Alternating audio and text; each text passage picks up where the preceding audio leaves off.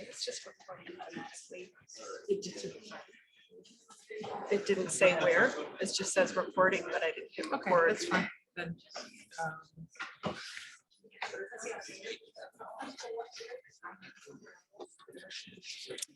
Hey, welcome everyone.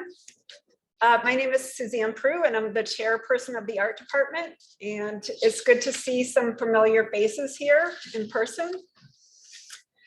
So I'd like to thank a few people who helped make this happen. So of course, welcome JessicaHong.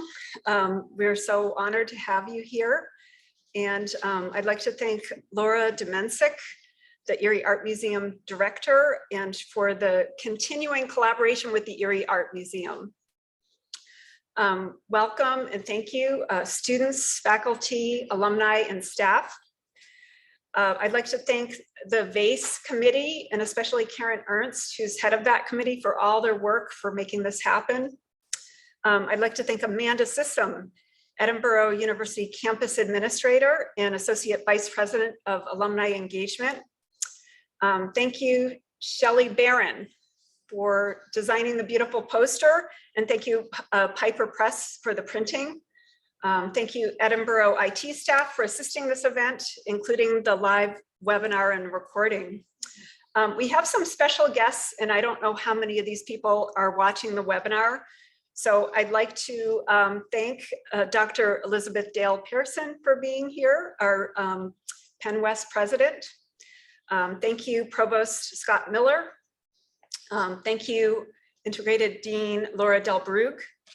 And thank you, Interim Dean Mary Panacea Carden. Want to thank Dietrich Wegner, our incoming integrated chair. Thank you, Dr. Cynthia Persinger, for coming all the way from California University today in north of Pittsburgh, I understand. And welcome to our integrated department. Okay, I'd like to turn it over to President Dale.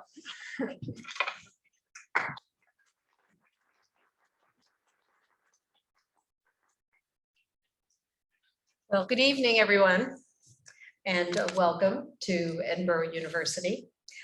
For more than a century, we have provided art and excellence in art education, art programming. We are known for art. Our students lead, and certainly our faculty do. I am the interim president of Edinburgh University.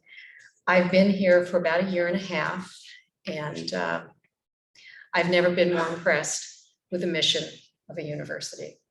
Despite the hardships and funding challenges we have, Edinburgh perseveres. And we serve our students first and always, and they get the most wonderful education that transforms them. So the annual Spring Show is a testament to talented artists in our region, many of whom are Edinburgh alumni. Students and faculty, they work each year and they select and they highlight the quality of their education. Indeed, even this past week, the exhibits were amazing as I looked at the work that the students did. When I first came a year and a half ago, I met a young artist in the studio working on furniture. And that man today brought over some benches and stools for me to buy because he was such a talented artist. Amazing. The work is humbling and truly genuine and authentic. So thank you tonight for the guests who are here with us, joining us. Thank you for fighting for good art, because art does indeed save lives. We extend you a very warm Edinburgh welcome. And also we welcome our 2022 Spring Show juror, visiting artist and guest lecturer, JessicaHong. Jessica, thank you so much for sharing your perspective, for your experience, your expertise, and your time with students and faculty and staff today. Truly, it's an honor for you to share that with us. Look forward to your presentation. I thank you all for everything you do so that talent and beauty and creativity live on. Thank you.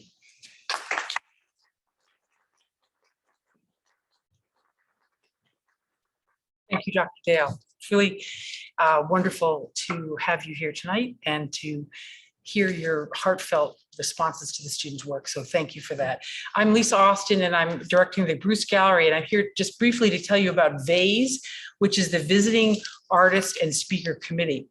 It's been dedicated to bringing art world professionals to Erie and to Edinburgh. And we do this because students benefit from contact with other ideas and other professionals and other ways of thinking. And Edinburgh, it's a wonderful place, but it's a bit isolated. And it also, the snow can be kind of tough in the wintertime. So for a century now, faculty have organized visits by artists, such as Grant Wood, and creatives, including Buckminster Fuller. And in 1999, VASE was founded with a plan to work, as stated, with the Erie Art Museum. We wanted to pool our resources to fund both the juror, an exciting juror for the Erie Art Museum Spring Show, and also to bring somebody to Edinburgh to meet with students, and then also to give a public lecture open to everyone. So I just want to point out that, again, it's been 23 years now we've been working together, and some of the highlights of the people that have come are Faith Ringgold, Fred Wilson, James Yude, Joyce Scott, Dave Hickey, and Aruna D'Souza. And we're really excited now this year, and we're going to have an introduction by my colleague, Dr. Wellman.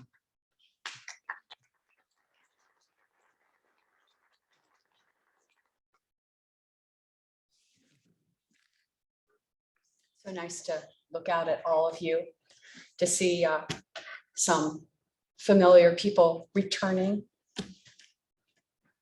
to join us for tonight's gathering. And let's hear it for taking off some masks and actually coming together, person to person, face to face, after a very, very long separation. Dr. Dale, thank you so much for joining us tonight. It is an honor to have you. And of course, our speaker, JessicaHong. So JessicaHong is going to talk to us about journeys tonight. Her own journey has taken her many places.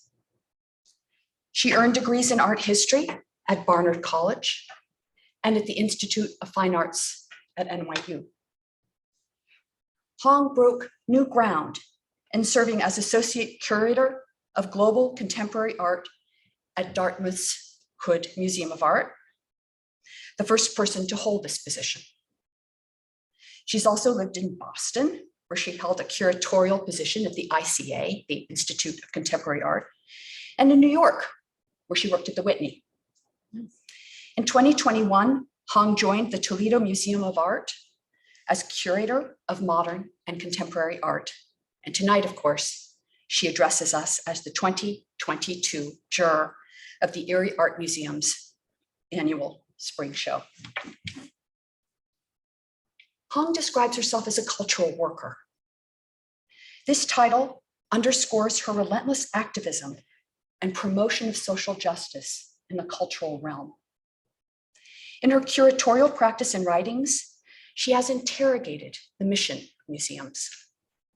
She has asserted that the arts must transcend their cultural borders and engage social and political spheres. At the Hood, Hong redefined the idea of contemporary in forging links among objects drawn from a range of media and time periods, an approach she describes as fostering holistic understandings of our present. Hong is committed to diversifying acquisitions and exhibition histories by promoting artists from backgrounds that have historically been suppressed and marginalized, including the show on Black radical women held at the ICA, the work of Arthur Jaffa, Liz Deschene, Huma Baba, and Hegwe Young, among others. She also engages artists that transgress barriers between media, as Deschene does in her post-conceptual image sculptures, and in the spectrum of sensory responses to forms in space, as Young seeks to do in installations invoking migration and post-colonialism. Dr. Hong has promised that she is happy to take questions after her talk. Her talk tonight is entitled Curatorial Journeys. Please join me in welcoming Dr. Jessica Hong.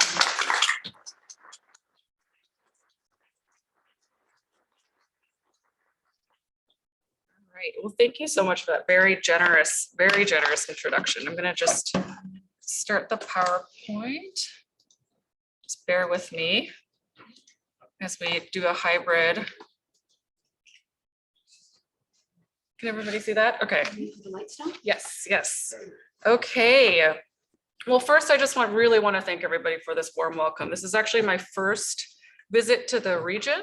And it's been such a lovely introduction, and it's really nice to see everybody. And there's like too many people to thank, but I really want to thank, especially Karen Ernst and Lisa Austin, who've been facilitating this visit, and having, facilitated a lot of artist visits myself. I know how much labor is involved, so I really appreciate it. And of course, VASE and everybody at the Edinburgh University, as well as the Erie Art Museum.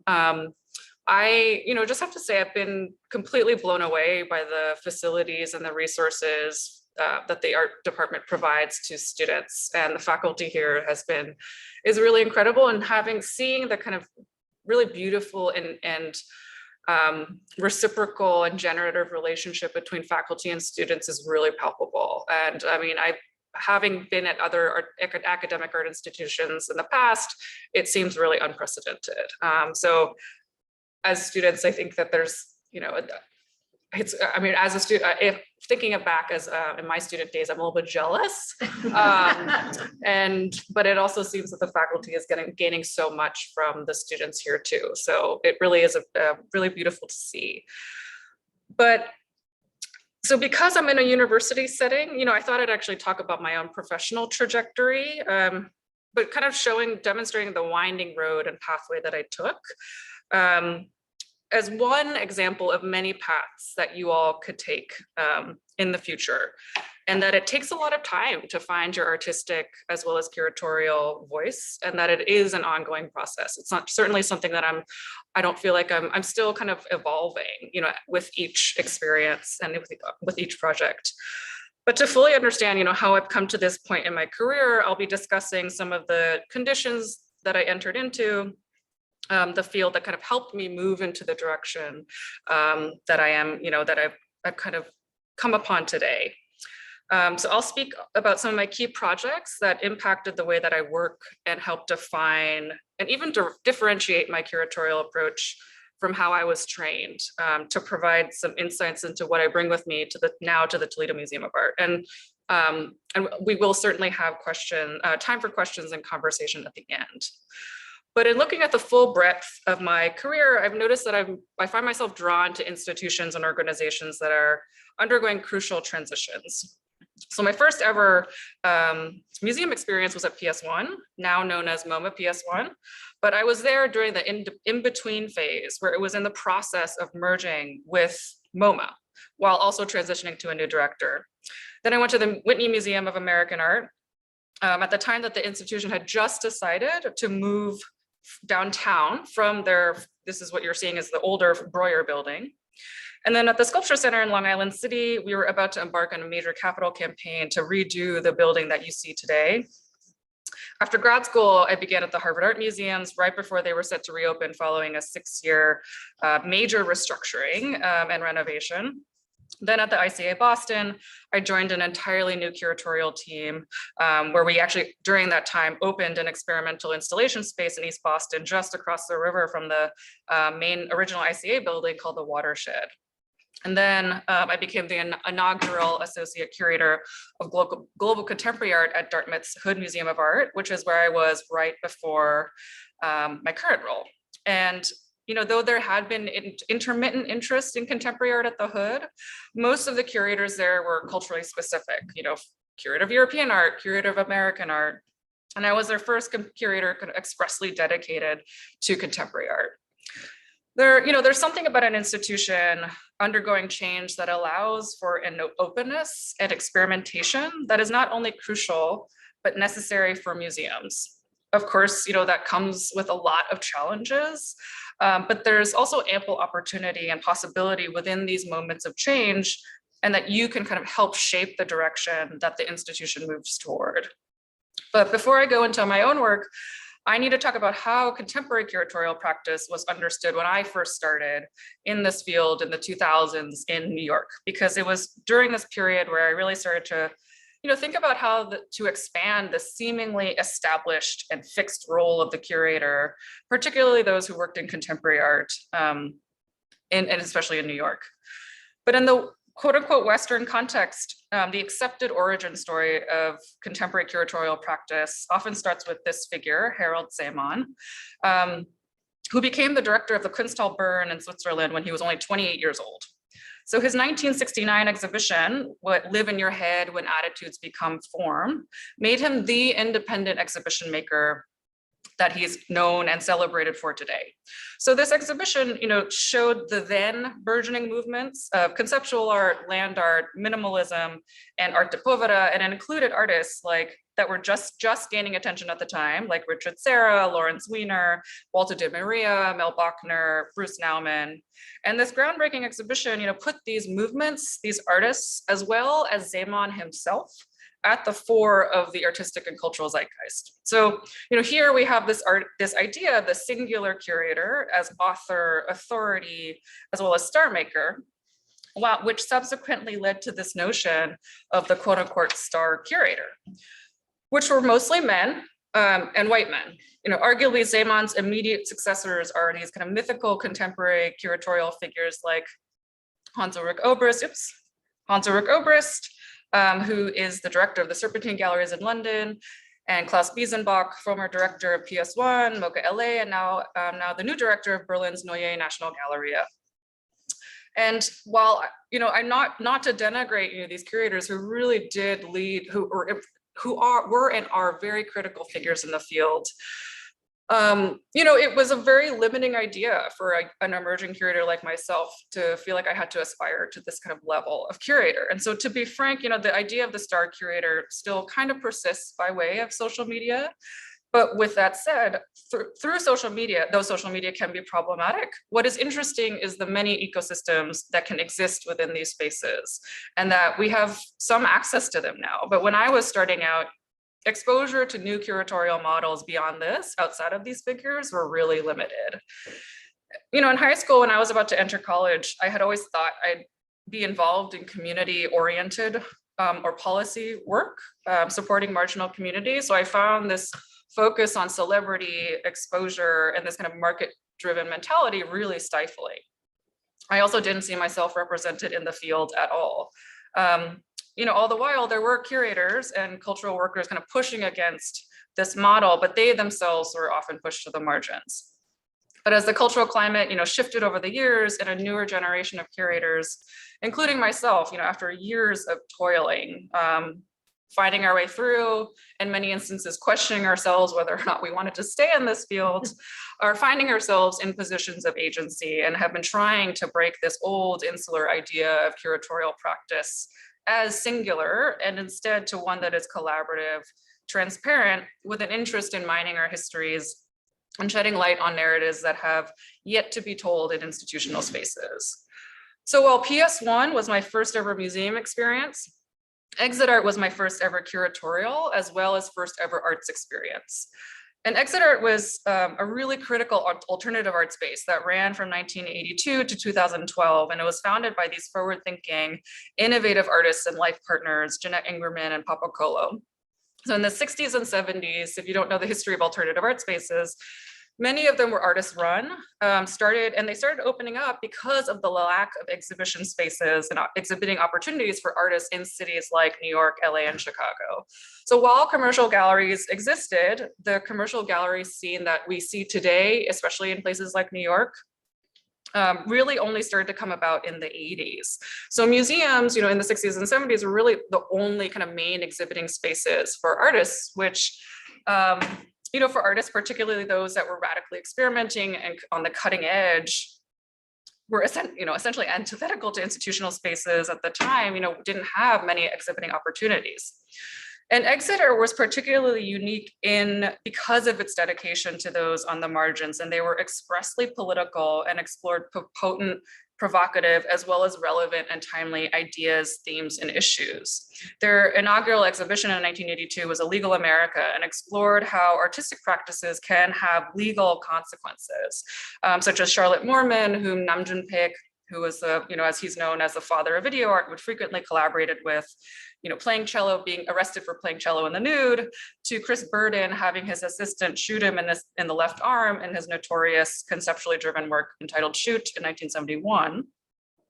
And it wasn't until, I inadvertently took an art history class in college, that I finally realized that the arts were and are intertwined with the cultural, social, and political spheres. And rather than this exclusive kind of faraway entity, the arts are in fact part of our everyday fabric. And it was at Exit Art that I saw this manifested, and it left an indelible mark on me to this day. It was also at Exit Art that I discovered the joys of working directly with artists, to be able to collaborate with innovative thinkers and help manifest their visions to share with broader publics was and is incredibly rewarding. And I knew that if I were to function in spaces like this, Curatorial is where I wanted to be. But before deciding my trajectory, I felt it was really important to explore. So I saw varying facets of the art world, interning and working at arts publications, artist residencies, art consulting firms, and other arts nonprofits. But it was the museum space that I felt had the greatest impact on broader audiences, as well as on the larger cultural discourse. And I should also preface that by saying I was very fortunate to have this kind of access to the art world, or at least within a certain degree, because I was in New York. And not everybody has this experience. But I stayed in New York for almost a decade, thinking I'd stay there forever. But I started to find New York really insular. Everyone, at least in the arts, knew each other, particularly in the contemporary art space, moving in similar circles. And while it is an incredible city, I wanted to explore the arts beyond just this sphere and engage new audiences. So as I mentioned, after I completed my graduate program at the IFA at NYU, I joined the Harvard Art Museum's Division of Modern and Contemporary Art as they were just about to reopen after their many-year closure. And one of my first projects was a show on Corita Kent, a nun who wanted to make Catholicism accessible.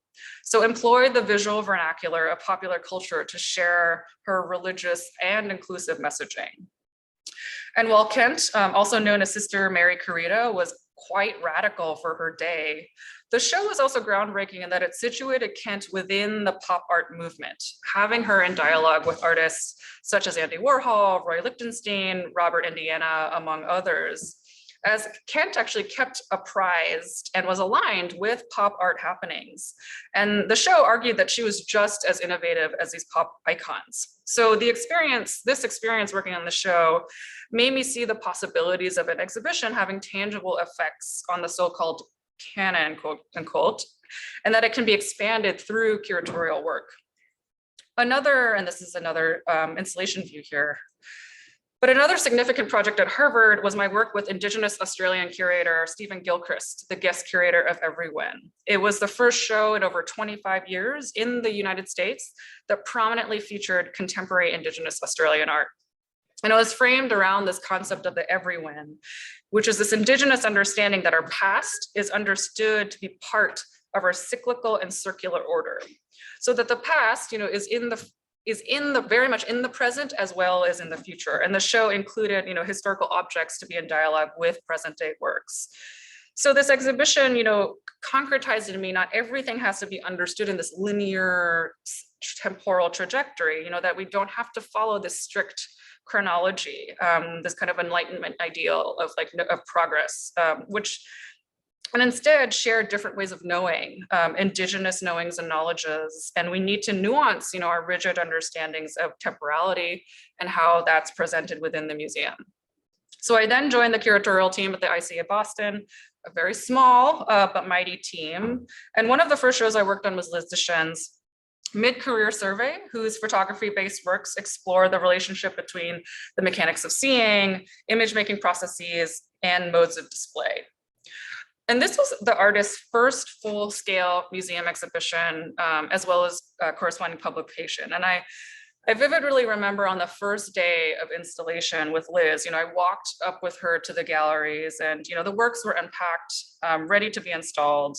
And I just remember asking kind of off the cuff, like, oh, how are you feeling? And she just paused and was like quiet and had this look of anxiety on her face and said to me with some worry, she's like, it's just 20 years of my life in one room. And, she remained quiet and looked around the gallery. And then it was in this moment of quiet that I realized that the impact that I have as a curator have on an artist's career, how their work is represented and shared with our audiences. And while this was implicit, I really, especially that day, I made a commitment to myself that I would always be an artist advocate as best I can when working within institutional spaces, because it can be a real challenge for artists working with museums. They're beholden to the museum's internal policies and processes, which oftentimes don't really align with creative practices. So they need an ally within an institution, which I always strive to be. One of my last projects at the ICA was organizing the Boston presentation of We Wanted a Revolution, Black Radical Women, 1965 to 85. And it was originally organized by Catherine Morris and Rebecca Hockley for the Brooklyn Museum. And this pioneering exhibition was the first to focus on the voices of Black women, largely absent during the emergence of the second wave feminist movement. So it included artists like Emma Amos, Julie Dash, Dinga McCannon, Lorena Grady, Faith Ringgold, Betty Saar, Lorna Simpson, among others. And when the show was first being circulated for travel to other venues, I really felt strongly that this was important to have on view at the ICA. Boston has a very fraught racial history that reverberates into the present. And so We Wanted a Revolution was a way to engage in the historical to understand our contemporary conditions. And oftentimes you don't always understand the impact of your projects on audiences, especially if you're at an institution like the ICA, which is, I loved my time there, but it's super fast paced. And so once a project is up, you're just thinking about the next one. But this one was really special. I was walking actually the Boston Globe through, who wanted to do a review of the show. And these two young Black women came up to me and asked if I was JessicaHong. And so I said yes, and they got super excited and said that they've never seen themselves represented in an institutional space, and this was a show where they finally felt seen. And this is 2018, which made me sad that it took so long to get to this point, but it did make me realize and appreciate that we're not doing frivolous work. We must continue this work, that it does have an impact, and these are the encounters and experiences we hope to instill in our visitors. So then I joined the Hood Museum of Art as their first associate curator of global contemporary art, as they were just about to reopen following their major renovation. Again, you can see the trend that I like a lot of change within institutional spaces, but because of the term global in my title, it was something that I was actively contending with, but rather than thinking explicitly in geographical terms, which is, arguably exercising this colonial impulse to capture the world in one finite space. I saw the global as a theoretical lens or framework, to explore cultural, narrative, temporal, as well as geographical intersections through our collections, exhibitions, and programs. Additionally, as you heard, I wanted to rethink the contemporary, the way that most people understand it, especially, I love all of you students, but especially the demographic 18 to 22-year-olds, when people think of the contemporary, everything it's now and future. But of course, as we all know, we must engage. The issues of our day are due to historical conditions that reverberate into the present as into the future. So while I'm not advocating to project a contemporary lens onto how people in the past understood themselves or their experiences, I do think that understanding and recontextualizing our past is part of our contemporary project, and that we need to understand our histories to find constructive and generative ways to move forward into the present and future collectively. And not to mention, contemporary artists are also doing this in their own practices. So one of the exhibitions that I organized, calling from the Hoods collection, was Reconstitution, which addressed this idea of the historical as part of the contemporary. So the idea for the show actually began when a colleague told me about these 16th century engravings of allegorical figures depicting 4 continents. So Africa, America, Asia, and Europe. So this engraver, Crispin de Passe, was a very well-known and successful engraver in his day. He settled, after settling in Utrecht in 1611, he created this family dynasty of engravers that were very well known throughout the European continent. But according to my research, he didn't appear to travel outside of Europe. So, his knowledge of continents were likely based on other travelers' accounts, literature, or even his own imagination. So when I was standing there in 2019, when I was organizing the show, I was really struck by, how these continents were represented. And as you can see, there's singular anglicized women. So here you can see Africa is like fully in the nude on this kind of wild, almost crocodile-like beast. America in a feathered headdress, also nude with a bow and arrow. Asia, partially clothed, but bare-chested, also with a bow and arrow. And then there's Europe, who is entirely clothed, but not only that, she wears royal dress. And you can see that she's also wearing a crown, holds a scepter, and also has the most advanced weapons. So you can see that she has a shield, and then there's a gun, a pistol kind of right at her feet. So it led me to think of the effects of such representations, throughout the history of art, as well as the weight of history more broadly. So Reconstitution was a prompt to think about, and question, who writes history? Who has the right to write history? How these narratives are represented and entrenched, which then led me to think about how artists, contend with and reconstitute these narratives to enable their evolutions that remind us that we are all responsible agents in the ongoing and complicated process of writing current and future histories. So I featured that suite of engravings that you saw alongside contemporary artists, mostly working in the photographic medium, because that was its big strength in the Hoods collection. So it included artists like Rene Cox, Yasumasa Morimura, Namusa Mukubu, Lin Chen Mao. And here you're seeing Morimura with a photographic performance, so to speak, of Edouard Manet's painting of Berthe Morisot that Morimura is essentially embodying. And Rene Cox, reimagining the Orientalist painting tradition and the figure of the odalisque. While these artists have very distinct practices, they all engage in historical narratives to rethink the canon with a capital C and shape new and expanded narratives quite potent to explore within, the colonial and institutional site that is Dartmouth. But along with exhibition making, another critical facet of my work is collection building. And I take my approach to collecting very seriously, especially for a museum, because, when you're acquiring a work, it commits the institution, theoretically permanently, to care for this work and to intellectually engage with this work with multiple audiences in perpetuity. You're also making a statement about the work and the artist's or maker's significance. And, I know that my decision as a curator, which is based on years of training, education, and experience, is still a subjective one. And so when I look for works to acquire, I'm often reflecting on what's already well represented in this specific collection, and then what is potentially missing or what needs to be expounded upon, whether they're narratives, ideas, themes, geographies, media. And I'm especially interested in works that can blur boundaries. I love works that raise questions, have the potential to inspire dialogues, and dialogues that could evolve with generations to come. So one of the first, I want to support artists who also have been left out or refused from the traditional canon, but rather than reinserting them into this exclusionary space that is the art historical canon, I'm contemplating, how this gesture through acquisition, if possible, can help spark conversations about how to rethink and shape contemporary art history. One of the first works I acquired for the Hood was a critical dictionary of Southeast Asia by Hotsu Yen, who's a major Singaporean artist, but only now starting to gain recognition here. But this infinite film began with the question that the artists have been contending with for years, which was, what constitutes the unity of Southeast Asia, a region never unified by language, religion, or political power?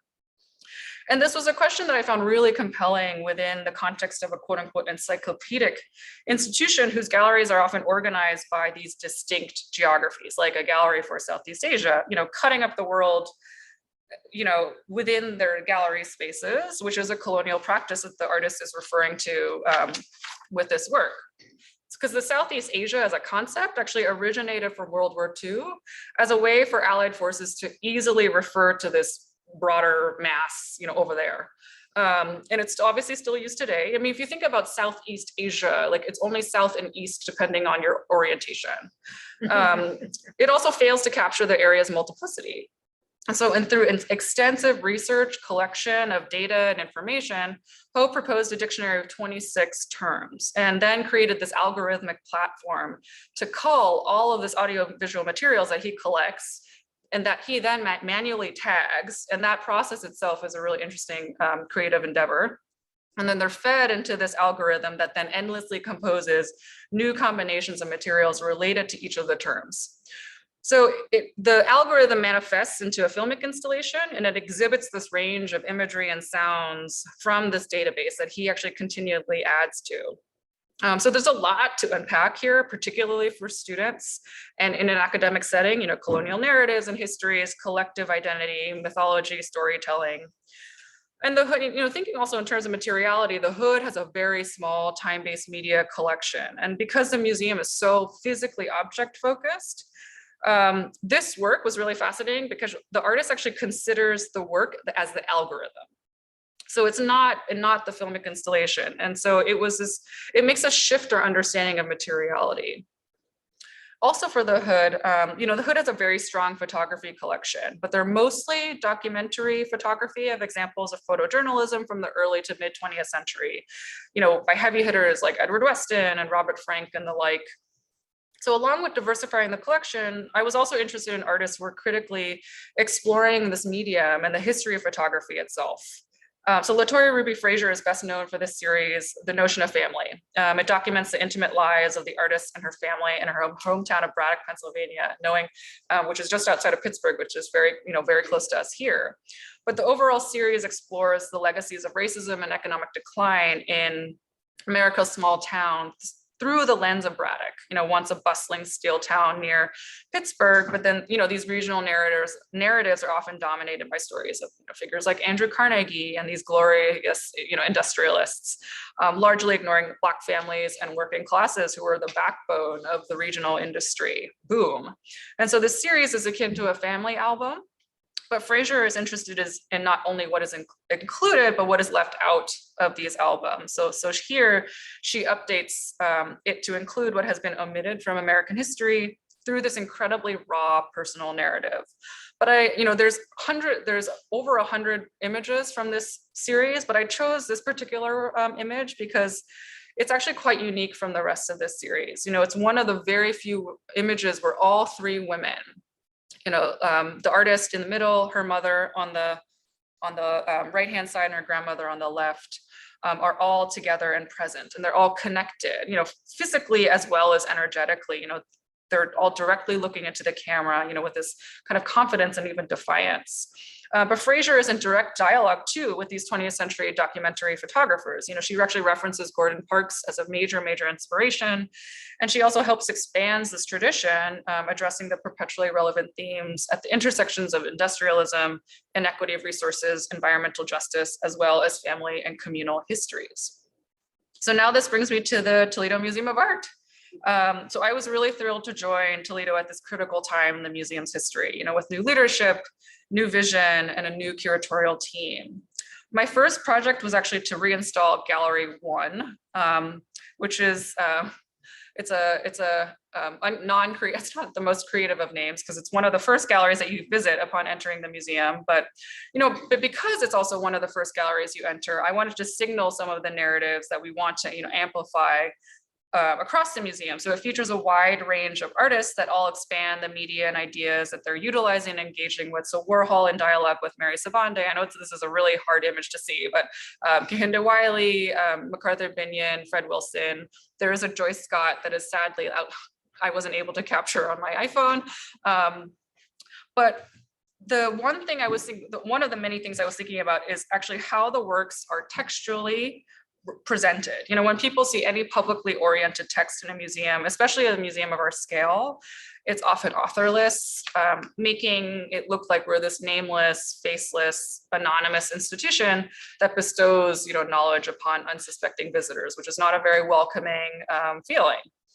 So I wanted to bring at least names to demonstrate the multiple voices that comprise the institution, you know, the varying departments that make the museum function, and all of the hidden labor behind the scenes to serve our publics. You know, it's not just one curator doing it, it's every department that has a hand in every, no matter how small the installation is. Like, everything is actually significantly more complicated than what we hope, but it is this collaborative endeavor.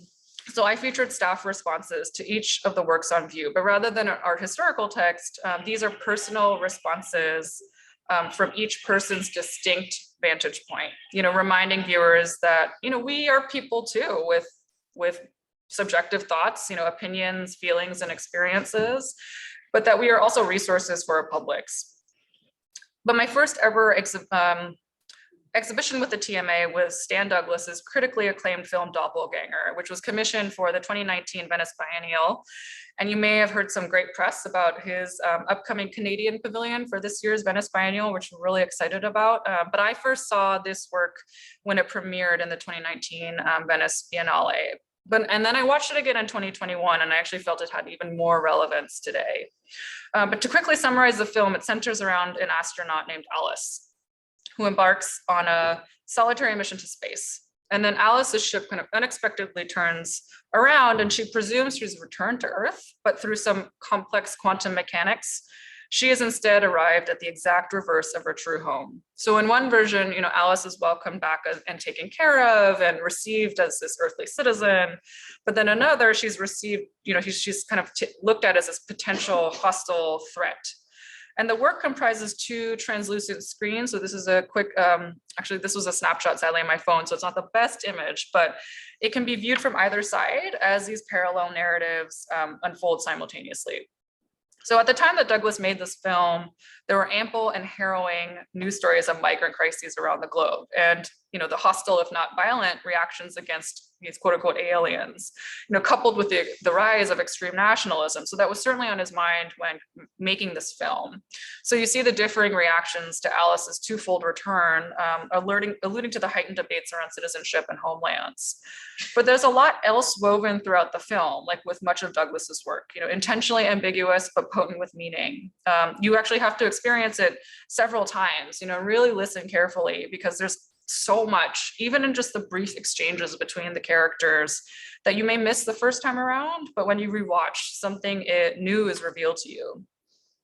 There's this idea of the copy in the film, which points to questions around originality, authenticity, and truth that has certainly plagued the history of art, particularly with the introduction of the camera, but also society more broadly. And this mirroring of, and, you know, as you can also see, Alice is a Black woman. And so while it's not expressly drawn out in the film, you know, there's a lot of potent narratives at the intersections of race and gender in this film as well, that is was very salient when Stan was making this film, and continues to be relevant to today. And you also see this mirroring effect with Doppelganger, you know, even the sense of displacement.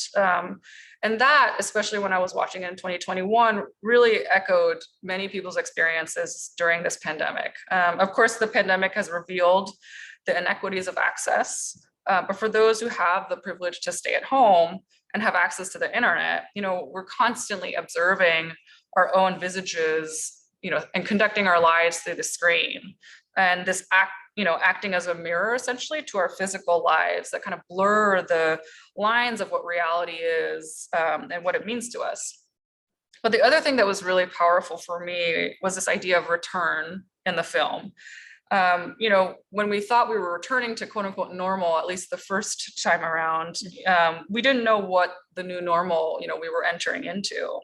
You know, and we still don't. So, you know, we're essentially on this kind of uncertain journey together.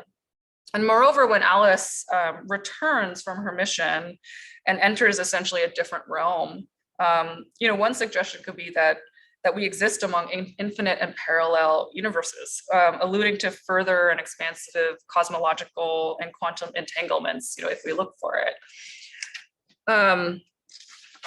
But all this to say, Stan does not give you a straightforward narrative, because much like life and much like this journey that I'm taking you on, there are a lot of winding roads that you go down. When you think one thing, you get directed in an entirely different way. And he's really leaving it up to viewers to question, discover, and unpack.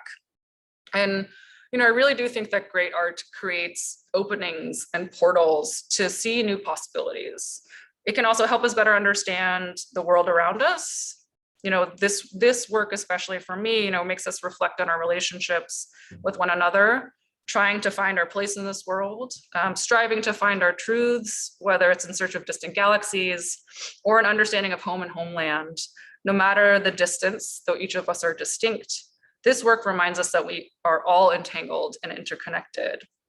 We actually also have a related virtual engagement in Decentraland, which is a metaverse or an online virtual universe where people across the globe can connect. And we chose Decentraland specifically because a lot of artists and cultural producers are in this space. But most importantly, while there is a nonprofit that actually runs Decentraland, it's the users themselves that shape how this virtual world is used, structured, and organized. And Douglas's Decentraland project, takes inspiration from the visual imagery in the film. The first thing that you see is the burning star that you also see in the film. And this was also a direct collaboration with the artist. Douglas imagined this kind of haunted version of Doppelganger. Well, you'll only hear the important kind of narrative parts of the film as you or your avatar kind of move in and out between the critical spaces where these narratives unfold. And while we watch typically, Doppelganger on a two-dimensional screen in an exhibition space, in Decentraland, we can now enter the film itself. But to zoom out a little bit, I'm sure a lot of you have seen a lot of stories about NFTs, metaverses, and all of that.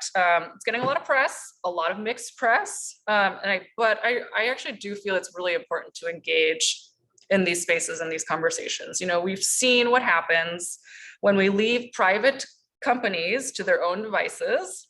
Not only do we have to passively use these platforms that they then design and define, we've seen the irrevocable harm that these companies have inflicted because of their kind of essentially, singular design of these platforms. And while one museum can't push the needle alone, if cultural organizations and artists and cultural workers, collectively engage in these spaces, we can actually push them to become more generative and inclusive ones. And this was certainly an experiment. And, I'm not really sure how to assess whether or not this is something that has worked, but what I appreciated about doing this, because, not every museum allows you to experiment and learn and try to evolve, the projects that we previously did. So this was something that we're continued to learn from, engage, and experiment with. But the second exhibition I organized, which opened in mid-January, is Living Legacies, Art of the African American South. And over a 2-year span, the museum made some major acquisitions from the Souls Grown Deep Foundation, which is a nonprofit organization dedicated to documenting, preserving, and promoting the artistic production and cultural traditions of Black artists from the rural South. And most of the shows that I've seen with the Souls Grown Deep Foundation often centers the foundation, and they are doing really amazing work. But for this show, I really wanted to center the artists, their work, their practices, and lives that are rooted in the region in which they're situated. Most of the artists included in the show and now in our collection are from Alabama and other parts of what have become to be known as the Black Belt or African American South, spanning Virginia to Texas. This region of course, once dominated by forced labor plantations, today with significant Black populations, many of whom are descendants of enslaved peoples, including the artists in Living Legacies. So the show really wanted to acknowledge the violence of colonialism and enslavement, but most importantly, that African diasporic, and African American histories, traditions, including artistic traditions and experiences, really have shaped and continue to shape the contours of the context and lives of the inhabitants throughout this very diverse region. So each of the artists in the show have a very distinct approach. All of these artists commemorate and share their ancestral histories, personal experiences and generously share with us their love for creative expression as their legacies continue to inspire future generations to come. There are many works to highlight, but I'm only going to mention a couple just because of time. But I'm just going to start with these amazing quilts by the women quilt makers of the Gee's Bend Quilting Collective. But before talking about their work, it's really important to talk about the context in which these quilt makers and artists are working, which I elaborate upon in the texts that are found throughout the galleries, the related galleries. But Gee's Bend is a remote community along the Alabama River. And it's actually originally named after enslaver and planter Joseph Gee, who established a forced labor cotton plantation in the 1800s. And also language here is really important. There's a lot in a name and the terminologies that we use here. There's been a lot of conversation, as you probably all know, with the term plantation, made even more public after Nicole Hannah-Jones's 1619 project. And that just using the term plantation essentially kind of sanitizes what actually took place. The forced labor, the inhumane conditions of enslaved people. So for the show, we use the term forced labor plantation. But the Gee family sold the land to Mark H. Petway, who established his own forced labor plantation. And you'll notice that a lot of the quilters in the show actually have the last name Petway, because Mark Petway forced his surname onto these quilters' ancestors. But returning to Gee's Bend, it's actually now officially called Boykin, after Congressman Frank Boykin, who was actually a segregationist and seems to have no ties to the region and may not have ever been to this town. But the residents, including the quilters, prefer the name Gee's Bend because it speaks to their familial, ancestral, and shared histories. So, when we list the artists' birthplaces, we use the census designated name Boykin, but when we refer to the quilters in the collective, we use the name Gee's Bend because it's a name that the residents and the artists prefer. But these quilts were initially made out of necessity and also carry these quilt makers' ancestral and communal traditions and legacies, but also their faith, which have been passed down to ensuing generations, each of whom adapts and expounds upon these visual traditions. So the show, I also wanted to draw out the intergenerational relationships and influences, as well as the artistic connections that are found kind of throughout the exhibition. But in this example, Rita Mae Petway is actually Louisiana Bandolph's mother, and they both compose a housetop quilt, and which is actually a very, very popular pattern. It's almost only really found in this region. And it came about during the early 20th century, around the Great Depression. And the title, signifies the importance of the home. There's usually kind of one central anchor piece, and then you can see the pieces that get, as the quilters say, pieced up together kind of around to create these kind of concentric squares. And so because there's often this kind of anchor piece, it kind of essentially signifies the home as anchor. So Rita Mae's, you can see here, as seen in the title, it's this combination of the housetop as well as a work clothes quilt pattern. And so work clothes quilts in general are made from clothes worn during the intensive labor of farming, which many of these women had to grow up laboring, in the fields.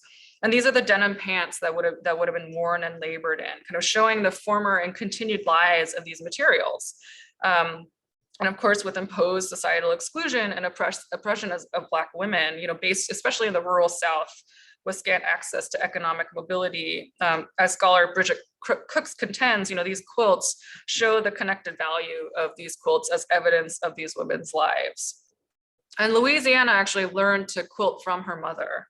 And she actually remembers fondly quilting together as a family. But you can see that she develops her own language around it. Again, it's a housetop quilt, but rather than an anchor piece, it's almost this kind of scattered pattern, but there's still this geometry to it. And here she's also referencing the digital technologies that are now part of our everyday kind of visual lexicon, with this almost resembling a QR code. And the show culminates with this major large-scale work by Thornton Dial called The Trip to the Mountaintop. And Dial talked about how he felt art was an important vehicle to catalyze thought, reflection, and hopefully action. And he was profoundly influenced by Martin Luther King Jr. And this work references King's last public speech before his assassination in 1968 to striking sanitation workers in Memphis, Tennessee. And then toward the end of the speech, Dr. King talks about how he's been to the mountaintop, he's seen the promised land. It will take a lot of hard work to get there, but that we will get there. And so here you can see this articulation of this mountain range and this precarious pathway that's actually made of black fabric to the top, which again is a dangerous journey, but something that we need to be moving toward. But along with highlighting critical narratives within the museum space, as I mentioned, all of these works were added to the Toledo Museum of Art's collection, expanding the representation not only of our artists, regions, but also, media. For decades, textiles and quilts were deemed, craft, quote unquote, in this very derogatory manner.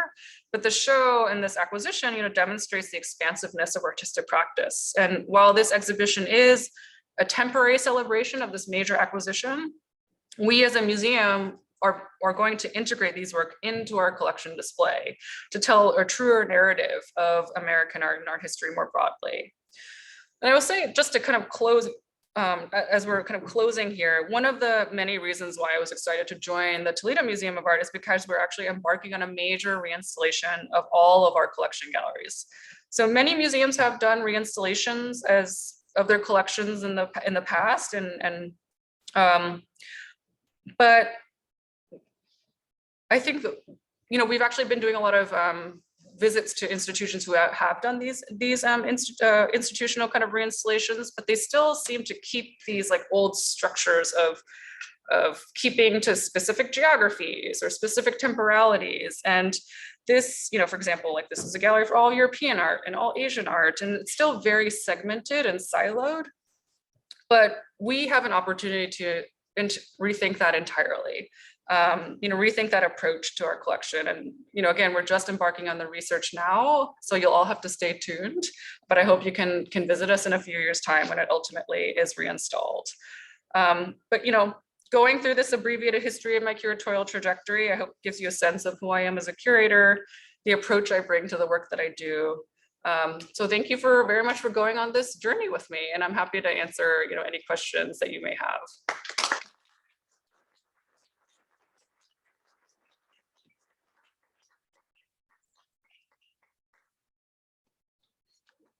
Oh, that's right. Okay. I'll turn this on. No? Okay. You'll see me twice then. But yeah, does anybody have any questions or comments? Or I know it's late, so if you all want to leave, that's fine too. Laura? Thank you so much. I was interested in how you talked, just in the description, the present day, you describing that, I think is so important. I wonder, is there a way in the text or elsewhere in the galleries that you can expand on that? Yeah, I do. I actually have section text kind of throughout. So there's and it's tough because part of it is making sure that our right now it's our security staff who's in the galleries, but that they also have the content. They have the content so that they can share that with their audiences and visitors, because obviously I'm not in the galleries on a regular basis, but I do have texts that are dedicated to talking about the history of the region. I also have a text that's dedicated to the quilting collective itself and the history of it. And then I also have a section that talks about particularly the housetop quilts, because it's very specific to this region. So there are opportunities for visitors to kind of learn a little bit more. And I reference that I kind of point to it a little bit in some of the object texts that then kind of point to the larger section texts. But it is, when I try to give as many tours, particularly to our public facing staff, as much as possible so that they can share that. Yeah. I just wondered just about the process of like when you have an idea for an exhibition, what the process is. Like, do you go to conduct research, like go to meet with the artist, and then do you have to present it to the other staff at the museum? And like, what is the process like to make that exhibition come to fruition? Or was it like the quilting one? Was it someone else's idea that they gave to you, or was it your idea? Or how did you? Yeah. Well, every museum has like a slightly different process every time. I will say with Living Legacies, it includes quilts. It's not only quilts, it's a lot of media. There's like painting, there's works on paper, drawing, sculpture, as well as some installation works, in addition to quilts. But yeah, so that that was an acquisition, that acquisition started like 2 years ago. So that was well before my time. I've only been at the museum for about a year. And then the idea of it started with the former curator of American art. And it was, which is a great idea. I was so happy to be able to showcase all of these objects, but it still centered the foundation. So I actually kind of shifted the whole curatorial framing of the show so that it really kind of focused on the artists and their experiences. But yeah, so Stan Douglas was a show that I originated. But then there was already kind of this kernel of an idea for Living Legacies that I kind of just took and ran with it. So sometimes there's a mix, like sometimes we do kind of inherit projects that, you know, no longer have a curator, but then that curator kind of makes it their own project and shares it, you know, oftentimes with the director. And yeah, but in order to when we think of an exhibition, we actually oftentimes talk about it amongst curators first. We have what I really love about this team is it's a very collaborative curatorial department. We actually are only one curatorial department. So unlike a place like the Met, where they have 12 different curatorial departments that, as I love my Met colleagues, if you're all watching me, I deeply respect all of you, but there's not much communication that oftentimes happens between departments. And so because we're a small team, like we're always talking to each other, sharing ideas. And sometimes there's like a lot of synergies. They're like, I'm interested in this. And we're like, oh, I'm also interested in this facet of like this in American art. And so there's like ways to collaborate. But then we talk about it amongst curators. And then when we have like a pretty good foundation of the show, we present it to our director. And then if it gets approved, it'll get put on the calendar. But you know, as you probably know, the museums kind of program out years in advance. Like right now, we're actually scheduling out into like 2026. Sometimes there are kind of holes in the exhibition schedule that we have to kind of fill. But yeah, I mean, every institution is a little bit different, but it often starts internally because I don't want to approach an artist until it's certain. Like if I'm going to do a solo show or a solo presentation, I don't really want to. I'll start to talk with an artist, but I never want to promise that something is going to happen if it hasn't yet been approved. 1, 2, 3. Yeah, Michelle. Okay, thanks. So I deeply appreciate that you are attracted to institutions that are in flux and that you can perhaps influence and change. And I, for one, have always felt that division of European painting, et cetera, feels so 19th century. Mm-hmm. So I appreciate that things are going to happen at your current museum, Toledo. And I'm not asking you what you think will happen. I'm asking you, what if you were queen of the world? What would how would the museum be organized differently if it were completely up to you?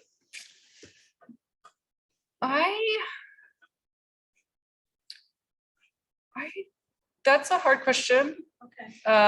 Only because I don't think that there's one way.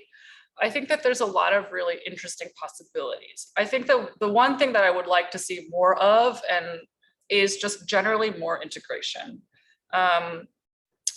Even just the way that galleries, if you are going to do a geographical kind of designation, do it with a little bit more intention and thoughtfulness. You know, for oftentimes like the Native American galleries and the African and Oceanic galleries and like the Asian galleries are oftentimes like on the edges, you know, especially at the large scale institutions, and you have to like walk a mile to get to these galleries. And, you know, oftentimes it's the European galleries or the American galleries that, even contemporary galleries that, because it's, you know, there's a lot of interesting contemporary that are in this core center of the architectural space.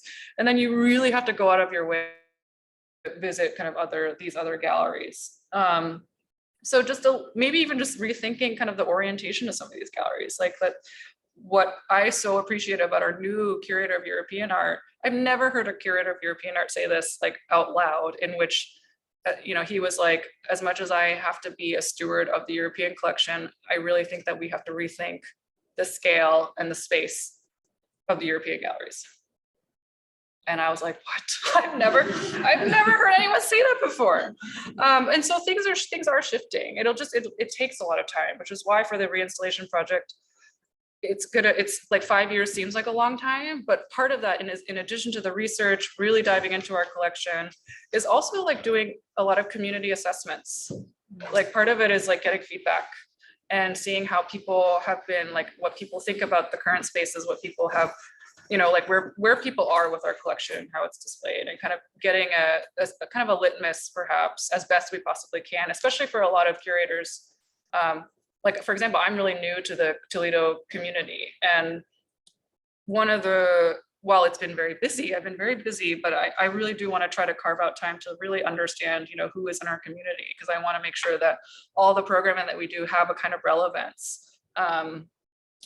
If we do these reinstallations, we don't necessarily want to alienate our visitors and do something entirely, like upend it entirely, or if we do, bring them with us, like bring them along on this journey with us so that they're not totally surprised, when they walk into this gallery, because Toledo is really like an anchor institution in the region, and it's a really beloved institution. And that's something that I really love about being there, because people are already really invested in the museum.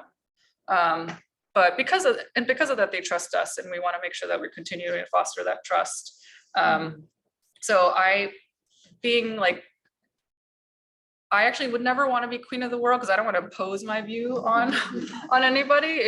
Oftentimes the programs that I do is really shaped by the conversations that I'm having, whether it's with community members, with artists, with other colleagues, and really trying to see myself, even though I'm in one context, as part of a broader kind of interconnected cultural fabric, so that a lot of our community members who may not be able to travel outside of the region can see themselves as globally part of this broader, network within the museum. Particularly again, if they're not able to travel just beyond like the region. But I know it's kind of like a circuitous way to answer your question, but I think one of the exciting things about this project is that, I don't know, there's almost like no parameters, which is like really daunting. Maybe the parameters are a collection, and then making maybe some key acquisitions, but it's really, this is kind of a once in a lifetime opportunity to like just really rethink kind of how we've been displaying our collection and in the 125-year history of the museum.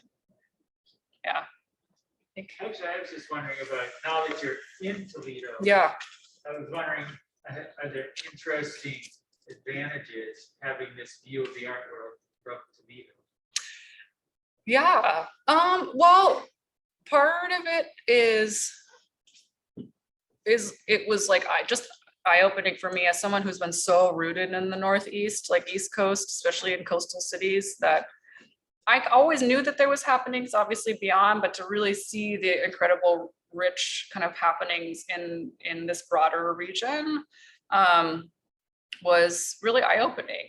And again, you understand that maybe conceptually, but it's not until you're on the ground and really like seeing it and seeing the impact that an institution like Toledo, the museum, can actually have on a community.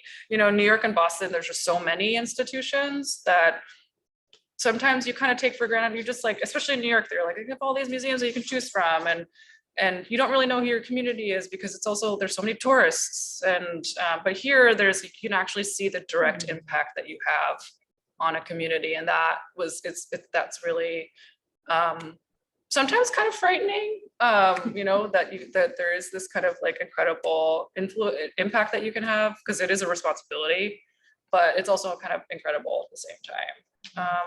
But yeah, it's been humbling, I think. I've always been in a place of so many, I've said this to several of you, but I've always been in a place of transplants, and like nobody is really from there. And I'm now really the only transplant like in this place. And so that's been interesting to kind of have to navigate a little bit. And so there's a lot that I can learn from these community members, but there's definitely that kind of funny, I don't want to say tension, but like, how long will or what is this kind of outsider perspective that I bring, and how can it be beneficial to a community that has such deep roots? And I would hope that being able to to celebrate a multiplicity of different perspectives is an important one, but I still do have to get to really like build a trust amongst, you know, our community members. But that has also just been a novel experience personally too. You decided to study this and go into curating as a career? That was an accident. I said this to some students this morning, but I thought I went to public high school in Cambridge, Massachusetts, and it was very politically engaged and community oriented. And a lot of my classmates, you know, went on to policy work and government and law or social work. And so I thought I was going to go, I thought I was going to be a political science major and maybe go into policy. And then I interned at an organization at the United Nations, and I was like, no, this is not what I want to do. And I took an art history class to honestly just fulfill a requirement. And then but it was at this lecture that I realized that everything that I wanted to do was actually here. I didn't really know that I wanted to do curatorial work. I experimented a lot. And actually, as I said, exit art was my first ever experience. And that's where I really saw the impact that an art space can have on a community. And it really was this amazing convening space and very artist centered. And it was just also so much fun. I mean, we were very scrappy, but it was also just a lot of fun. So that it kind of went on from there. So yeah, Patrick. As someone that is attracted to working within institutions of change, what's your personal process for identifying the leverage points that you can push to bring about change? And then also identifying when and how and with whom to push. Yeah, I mean, so much of that it's dependent on like the institution itself. And when I say institution, I should also say that like it's comprised of people. And so that's why every museum is really different. Every director is really different. Every curatorial team is really different. And so it's hard to have like a generalized answer to that. But a lot of it is really just kind of like just being present. So usually when I enter into an institution, I really just take a year to understand how an institution functions. So for this first year, it was really just kind of going with the flow. I think I said yes a lot.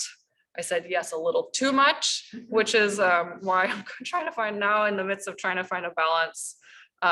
But my institution is really supportive of that. I think that what is really great is that one of the reasons why I joined, and I was very excited to join here, was that at the outset, they were like, we want this to be an open, transparent, and collegial, particularly the curatorial department.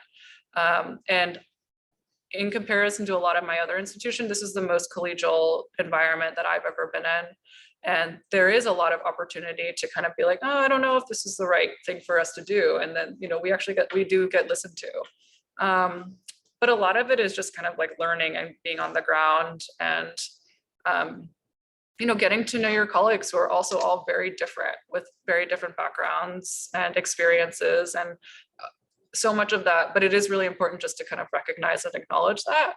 As opposed to like me, so I don't often, while I do have an approach and perspective, I really don't want to come in like guns blazing. Like I really have to get to understand like how a museum functions, get to know my colleagues, as well as our community members, so that I can find ways to, talk about the things that I think are important to talk about, but in a way that's relevant for the context that I'm in. All right. I think we're almost at 8:30. Yes, I want to thank everybody for coming. I would not be doing- We're going to Okay. start out. I would not be doing my job as an alumni director if I didn't call out. Maybe you've done your research and that's why you shared it with us tonight, but Latoya Ruby Frazier isn't a lot. of that. Yeah. Yes, yes. We're very proud of her and great actress. Thank you. Thank you, everybody.